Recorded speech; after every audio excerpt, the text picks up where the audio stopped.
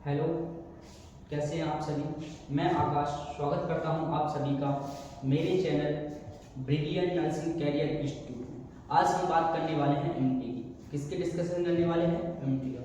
तो एमटी की जब हम बात करते हैं तो एमटी को आप सबको पता है कि एमटी क्या होती है, क्या नहीं होती है, और नहीं पता है तो कोई दिक्कत वाली बात नहीं है, अपने यहाँ पे अच्छे तरीके से एमटी को डिस्कस करेंगे। ठीक है, कैसे?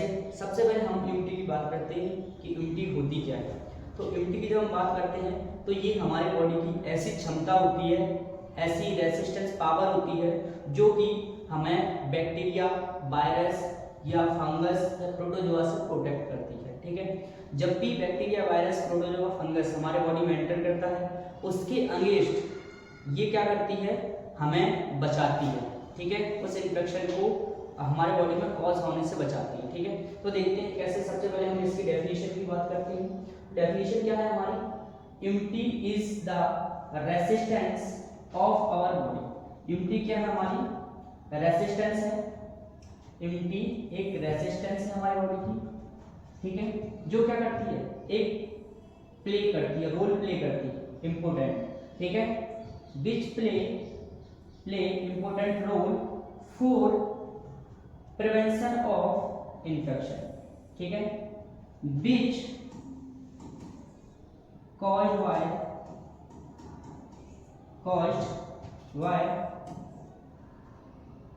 microorganism। इजी कौन कौन सा हो सकता है हमारा? बैक्टीरिया, ठीक है, वायरस, प्रोटोजोआ,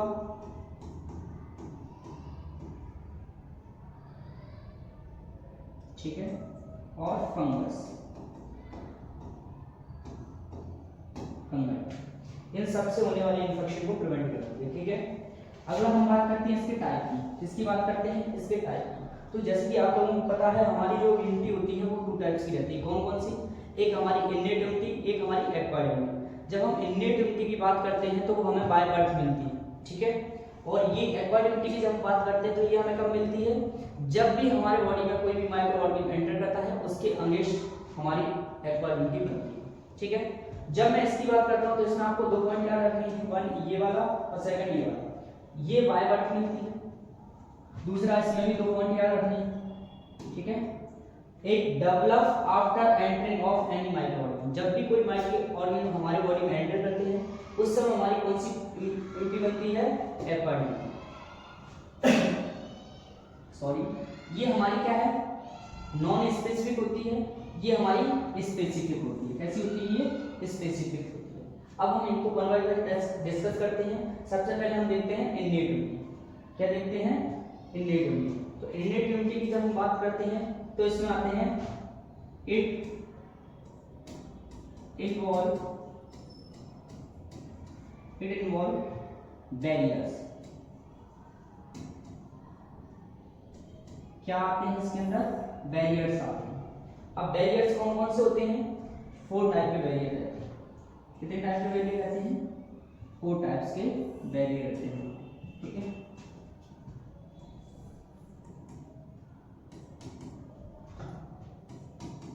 ठीक है, 4 टाइप के बैरियर्स हमारे रहते हैं। तो सबसे पहले हमारा जो बैरियर रहता है वो रहता है हमारा physiological barrier, sorry physical barrier.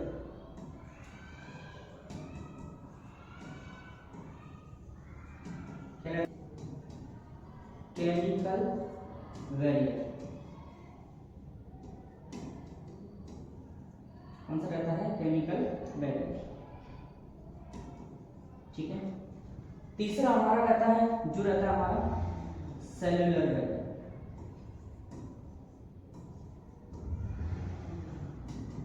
क्या रहता है? Cellular barrier.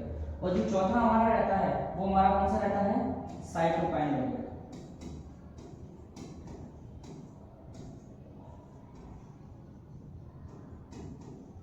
ठीक है, ये हमारे बैरियर है। 4 टाइप के बैरियर हमारे इन्नेट इम्यूनिटी में आते हैं। बैरियर का मतलब ये होता है, हिंदी में बोले तो क्या रहता है बैरियर का मतलब? बैरियर का मींस ये है कि रुकावट। ठीक है, हम बाहर से कोई माइक्रो ऑर्गेनिज्म एंटर करेगा हमारे बॉडी में तो हम किस किस प्रकार से पहले उसे रोक सकते हैं। ठीक है, तो सबसे पहले हमारा फिजिकल बैरियर। फिजिकल बैरियर में हमारे 2 पॉइंट आते हैं, वो आपको याद रखने हैं। कौन से आते हैं? सबसे पहले आता है हमारा स्किन। क्या आता है? स्किन पहला स्किन। दूसरा आता है हमारा म्यूकस मेम्ब्रेन।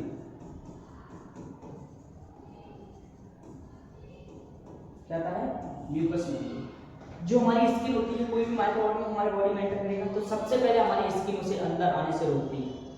दूसरी बात, अगर वो नोज के थ्रू जाएगा या फिर वो हमारी ओरल के थ्रू जाएगा तो हमारे ओरल, जो हमारी ओरल कैविटी है और जो हमारी नोज की नेजल कैविटी है, उसमें एक मेम्ब्रेन पाई जाती है। उस मेम्ब्रेन का नाम है म्यूकस मेम्ब्रेन। ठीक है, उससे क्या सीक्रेट होता है? म्यूकस सीक्रेट होता है। तो उसमें माइक्रो ऑर्गेनिज्म कोई भी आएगा तो सबसे पहले वो उसमें ट्रैप हो जाएगा। ठीक है, अंदर हमारी बॉडी में एंटर नहीं कर पाएगा, जिससे कि वो हमारी बीमारी नहीं कॉज कर पाएगा। ठीक है, अगला आता है हमारा केमिकल बैरियर। केमिकल बैरियर में हमारे 2 पॉइंट याद रखने हैं इसमें भी आपको।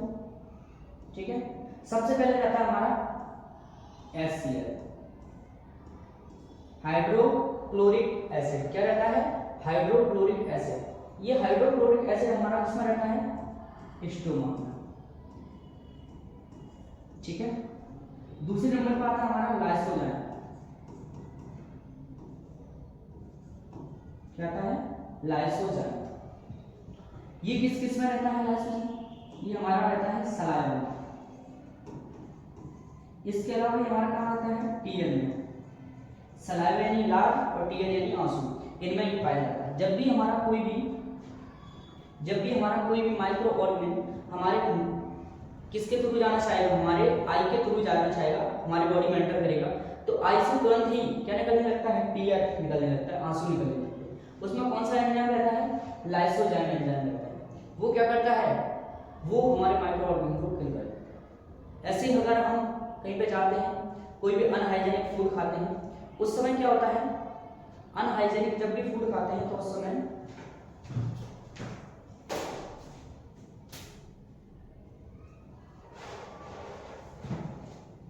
ठीक है, जब भी हम अनहाइजेनिक फूड खाते हैं तो उस समय क्या होता है? हमारे बॉडी में कोई भी चीज एंटर करेंगे माउथ के थ्रू, तो हमारे स्टमक में जाएगी सबसे पहले।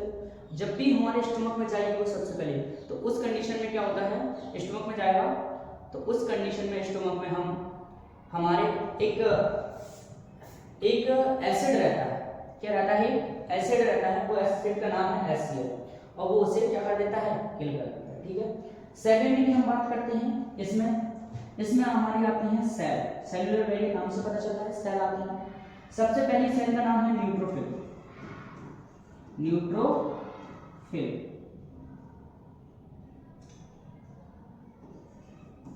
क्या नाम है? न्यूट्रोफिल। दूसरी सेल इसमें आती है हमारी मैक्रोफेज। क्या आती है? मैक्रोफेज।